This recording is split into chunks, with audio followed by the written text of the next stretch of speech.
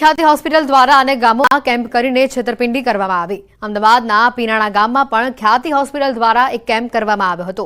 Camp યોજી 10 લોકોને તેઓ લઈ ગયા હતા હોસ્પિટલ લઈ ગઈ તમામ લોકોને એન્જિયોપ્લાસ્ટી કરવામાં આવી હોવાની વિગત છે। એન્જિયોપ્લાસ્ટી બાદ ગામમાં 2 લોકોના મોત થયા હોવાની પણ હવે વિગતો સામે આવી રહી છે। આ અંગે વધુ માહિતી મેળવીશું। સંવાદદાતા સંજય અમારી સાથે સીધા અહીંયા જોડાઈ ચૂક્યા છે।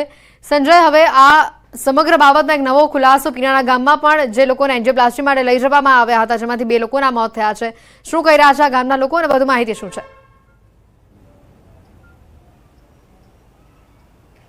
હેતવી, જે અમદાવાદની ખ્યાતિ હોસ્પિટલમાં ઓપરેશન કાંડ સર્જાયો ને ત્યારબાદ હવે એક પછી એક કૌભાંડો જે છે તે સામે આવી રહ્યા છે। હાલ હું આપને દ્રશ્ય બતાવીશ કે અમદાવાદના પીરાણા ગામના લોકો છે 10 લોકોના જે છે કેમ્પ એક અહીંયા પીરાણા ગામમાં 1 વર્ષ અગાઉ કર્યો હતો ને 10 લોકોને તેઓ કેમ્પ કરી અને તેઓને લઈ ગયા હતા ત્યાં હોસ્પિટલ સારવાર માટે। બચુભાઈ આપણી સાથે છે, તેઓ પાસેથી જાણીશું। બચુભાઈ, તમારું પણ સ્ટેન્ટ મૂકી ઓપરેશન કરવામાં આવ્યું હતું, શું તકલીફ હતી અને એ લોકો અહીંયા આવ્યા હતા કેમ્પ કરવા? શું કે મને કમરનો દુખાવો હતો અને એ લોકો લઈ ગયા, ત્યાં લઈને અમને એન્જિયોગ્રાફી કર્યા, એન્જિયોગ્રાફી કરી અને 3 દિવસ અમે ત્યાં રાખી મૂક્યા।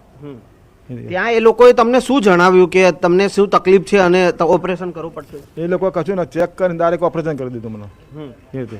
ઓકે, અચ્છા, આયુષ્માન કાર્ડ હતું તમારી જોડે કે એ લોકોએ કાઢ્યું? આયુષ્માન કાર્ડ એ લોકો જ બનાવેલું હતું અને પાછું આલ્યું નહીં મને। અને કેટલા દિવસ પહેલા એ લોકો કેમ્પ માટે આવ્યા હતા અને પછી અગાઉ વાત એક દાડ 1-2 દિવસ અગાઉ? આ વિનોદભાઈ પણ જે હેતવી આપણી સાથે, વિનોદભાઈનું આ દ્રશ્ય જે ફાઇલ જે છે અને ફાઇલમાં તેઓને જે અહીંયા બ્લોકેજ બતાવી અને એમને પણ કમરનો દુખાવો હતો અને બ્લોકેજ બતાવી અને ઓપરેશન કરી દેવા। વિનોદભાઈ, શું કહેશો? હા, કમરમાં દુખાવો હતો, પછી આગલા દિવસે આવ્યા, બીજા દાડ ગાડીમાં લઈ ગયા અમને અને તો ટ્રેનમાં મૂકી દીધું। અને શું તકલીફ હતી તમને, એવું કંઈ કીધું હતું એમણે? કમરમાં દુખાવો હતો, એમણે બ્લોકેજની કઈ તકલીફ કીધી હતી? ના, સીધું ઓપરેશન કરી દીધું। બેન પણ જે છે એમને પણ આ જ રીતે ઓપરેશન કરવામાં આવ્યું। તો શું નામ છે બેન તમારું? અલકાબેન।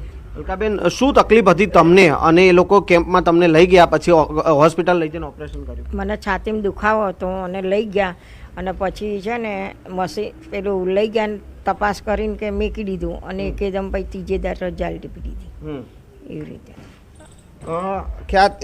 જે ખ્યાતિ હોસ્પિટલમાં જે ઓપરેશન કરવામાં આવ્યા, હેતવી, એક જયંતિભાઈનું અહીંયા ઓપરેશન બાદ મોત થયું હતું, જયંતિભાઈ ઠાકોરનું, અને તેમના ભત્રીજા જે છે મણિભાઈ, તેઓ આપણી સાથે છે।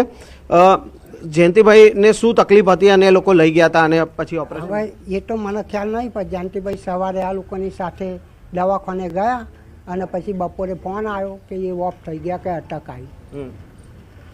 અચ્છા, અહીંયા કેમ્પમાં ક્યારે આવ્યા હતા એ લોકો અને શું તકલીફ હતી એવું કંઈ કીધું તો ખરું? એવું કંઈ આપણને આ લોકોને પૂછ્યું હોય અમને ખ્યાલ હશે।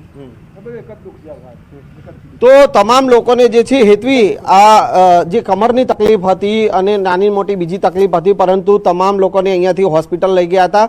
2 લોકોના મોત થયા હતા જ્યારે આ 10 લોકોને જે છે કેમ્પમાં લઈ ગયા હતા ત્યારે એક હોસ્પિટલમાં વ્યક્તિ જે છે દર્દી એક્સપાયર થઈ ગયો હતો, જ્યારે એક ગામમાં જે છે તે એક્સપાયર થઈ ગયા હતા। એટલે જે 10 લોકોના ઓપરેશન કરવામાં આવ્યા અને તેમાં 2 લોકોના મોત થયાનો આક્ષેપ અત્યારે અહીંયા ગામ લોકો કરી રહ્યા છે, દર્દીઓ કરી રહ્યા છે અને આ જ પ્રકારે અલગ અલગ જે ગામોમાં જઈ અને આ ખ્યાતિ હોસ્પિટલે ઓપરેશન કર્યા હતા અને હવે એક પછી એક જે છે તે આ કૌભાંડ જે છે તે સામે આવી રહ્યા છે। જી બિલકુલ સંજય, આભાર માહિતી બદલ।